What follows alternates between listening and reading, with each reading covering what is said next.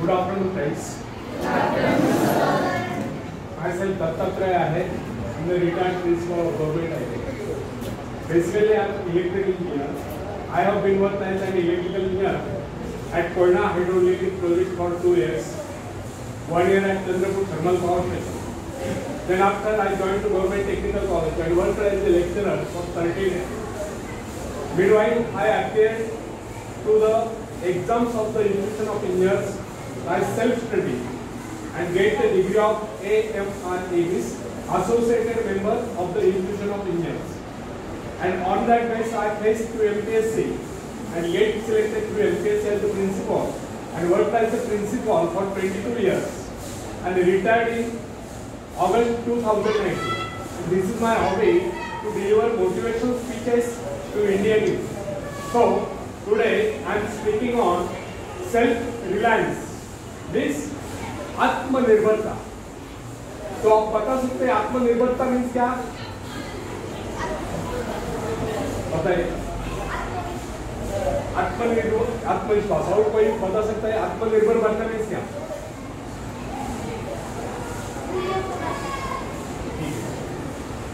इस पे उस पे निर्भर न रहकर स्वयं निर्भर बनना, इसे ही आत्मनिर्भरता कहते हैं. शायद आपने लॉकडाउन पीरियड में अपने आदरणीय प्रधानमंत्री नरेंद्र मोदी सर इन्होंने आत्मनिर्भर भारत इस विषय पर स्पीच दिया था. शायद आपने सुना हो. तो भारत आत्मनिर्भर कब बनेगा? जब भारत का हर नागरिक, हर युवक, हर युवती आत्मनिर्भर बनेगी तभी भारत आत्मनिर्भर बन सकता है. और इसी विषय पर मैं बोलने वाला हूँ. तो फ्रेंड्स, आत्मनिर्भर बनने की क्षमता वास्तव में हर व्यक्ति में होती है, परंतु बहुत कम लोग ऐसे होते हैं जिन्हें अपने ऊपर विश्वास है. दूसरों का सहारा ढूंढना तो उनकी आदत से बन जाता है. यह बात हमें कभी नहीं भूलनी चाहिए. दूसरों के सहारे चलना तो बड़ा आसान है, किंतु इससे हमारी रही सही शक्ति क्षीण हो जाती है. मस्तिष्क और योग्यता इनका जितना उपयोग किया जाएगा ये उतने बढ़ेंगे, इनका उतना ही विकास होगा. एक विडंबना है कि अपने आप कुछ करने की बात तो जैसे लोगों के मन में आती है. कुछ लोग अपने आप एक ही काम करते रहते हैं और वह अपने बदनसीबियों का रोना या दूसरों के आश्रय कर उनके गुणगान करते. ऐसे लोग जिन्हें सदा दूसरों के बल पर विश्वास होता है वे केवल कुछ लोगों की संख्या पाकर निंदा के पात्र बने जाते हैं. ऐसे लोग अपने आंतरिक शक्तियों का भी लाभ नहीं उठा पाते. फ्रेंड्स, यह समझना, आप यदि जन्मजात नेता नहीं है तो ऐसे लोग. जन्मजात कौन क्या होता है? कोई महान नेता, कोई वैज्ञानिक नहीं होता है, बल्कि एक अबोध बालक जन्म के बाद अपने में ऐसी शक्ति पैदा करता है जिसके सहारे वो अपने व्यक्तित्व की एक अलग पहचान बना लेता है. इतिहास में ऐसे बहुत से लोग हुए जिनमें नेतृत्व करने की योग्यता नहीं थी, फिर भी वे अपने प्रयत्नों से, अपने परिश्रम से अपनी योग्यताओं का विकास करके महान नेता बने. नेता वही होता है जो किसी पर निर्भर न हो, जिसमें नेतृत्व करने की क्षमता हो, जो दूसरों के विचारों का सहारा लेना आवश्यक न समझता, उसमें स्वयं सोचने और अपने कार्यक्रमों को स्वयं निर्धारित और कार्यान्वित करने की क्षमता होती है. लोगों की संख्या बढ़ाकर भीड़ के बीच में चलना तो कोई बड़ी बात नहीं. बड़ी बात तो यह है कि लोगों के दिलों में अपना स्थान बनना चाहिए, चाहे लोगों की संख्या कितनी कम क्यों न हो. ऐसे लोग वही होते हैं जो आत्म विकास करके शक्तिशाली होते हैं. ऐसे लोग अपने भाग्य को बदल देते हैं, अपने साथ साथ दूसरों का भी भाग्य बदल देते हैं. फ्रेंड्स, आज के युग की विडंबना यह है, हर कोई किसी न किसी का सहारा ढूंढकर नजर आता है. किसी को अपने धन का सहारा लेना पड़ता है, किसी को अपने मित्र का, कुछ तो अपने वंश पर ही पूरे नहीं समझते. ऐसे तो बहुत कम लोग होते हैं जिन्हें अपने ऊपर पूरा विश्वास है. दूसरों की शक्ति पर जीने वालों का एक गुण यह भी होता है कि ऐसे लोग सदैव किसी न किसी को दोषी ठहराकर अपना पक्ष बचाने के अवसर ढूंढा करते. वास्तविकता यह है, इस प्रकार की आदत कायर प्रकृति की परिचायक है. आत्मनिर्भर बने या आत्मनिर्भर बनने की आदत डाली. आदत का आरंभ उस समय होता है जब एक बच्चे को उसका पिता कोई विशेष कार्य करने को कहता है तब संतुष्ट नहीं होता, लेकिन जब वो अपने ढंग से उसी कार्य को करता है, उसे पूरा करने के लिए संघर्ष कर विजय प्राप्त करता है, तो उसके चेहरे पर खुशियों की लहरें थिरकती नजर आती है. इस प्रकार की विजय की भावना उस बालक को शक्तिशाली बनने का एहसास दिलाती है. फ्रेंड्स, स्कूल की शिक्षा या कॉलेज की शिक्षा केवल व्यक्ति की व्यवहार कुशलता और योग्यताओं की वृद्धि नहीं करती, यह तो व्यक्ति के हाथ में औकात थमा देती है. इस अवसर का सही इस्तेमाल करना आदमी को स्वयं ही सीखना पड़ता है। हेनरी वार्ड बीकर अपने समय के एक महान विचार, अपने बारे में कथा सुनाया करता था। जब मैं पढ़ता था तो मुझे किसी तरह से आत्मविश्वास की शिक्षा मिली।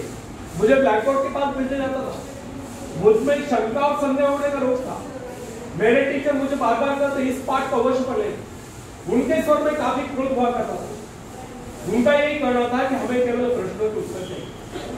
यद्यपि उन शिक्षकों का यह व्यवहार कठोर ही प्रतीत होता था, किंतु इतने सारे बच्चों को सीधी राह पर लाने के लिए उनका यह व्यवहार उचित ही था। और इस व्यवहार का ही नतीजा था 1 मास से भी कम समय में विदिन अ मंथ मैं उन सभी सवालों के जवाब निकलने लगा जो मुझे सबसे कठिन लगता था। एक दिन मुझे ब्लैक बोर्ड पर एक सवाल हल करने को कहा है।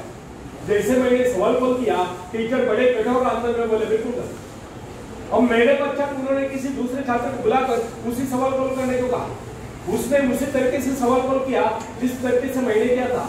मेरा उसका जवाब एक था। फिर टीचर उसकी पीठ थपथपाकर बोले शाबाश, तू तो इस सवाल को करने में सफल हो। और मुझसे रहा नहीं। मैंने तुरंत ही खड़े होकर पूछा, टीचर यदि इसका और मेरा जवाब एक है, सुलझाने का तरीका एक है, फिर आपने मुझे टैग कर गलत क्यों कहा?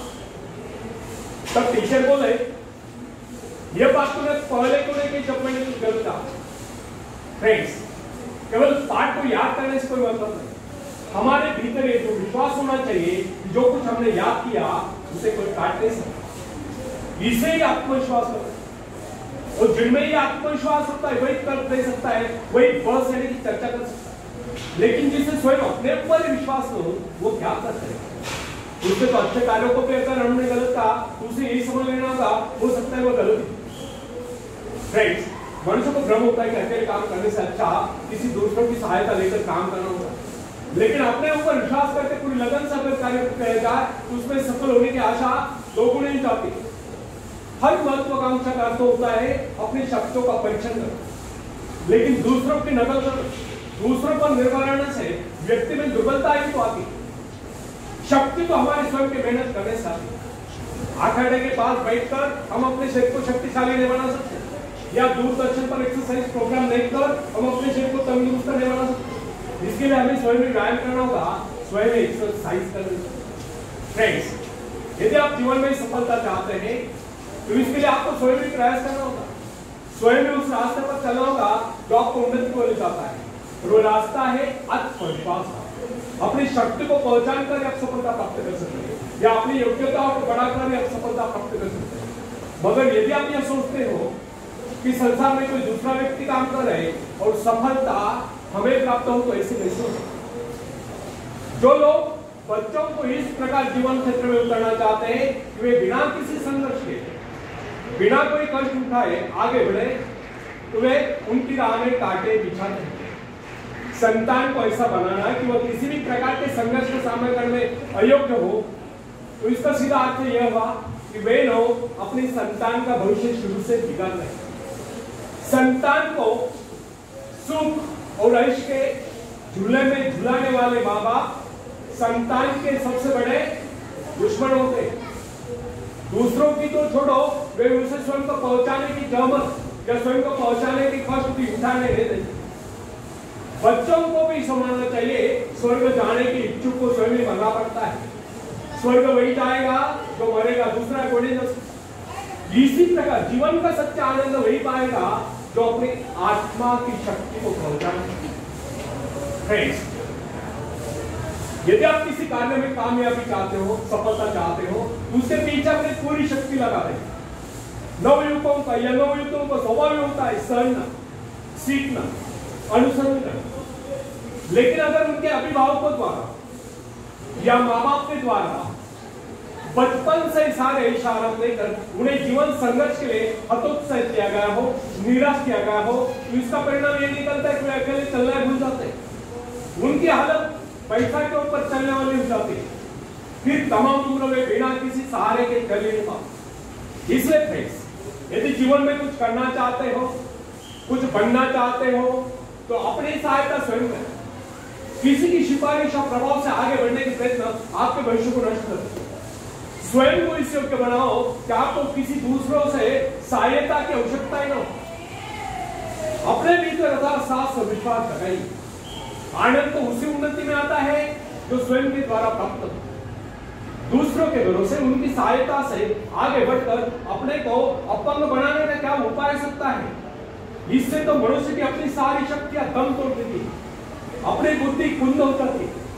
जो दूसरों की सहायता का मोहताज बना रहता है, जो अपना हाथ तक नहीं ला सकता, वो क्या कर सकता है? वो जीवन भर दूसरों का मोहताज बना रहता है। ना उनमें आत्मविश्वास आता है, ना वे स्वयं के भरोसे आगे बढ़ पाते। उनका तो भविष्य ही अंधकार में होता है।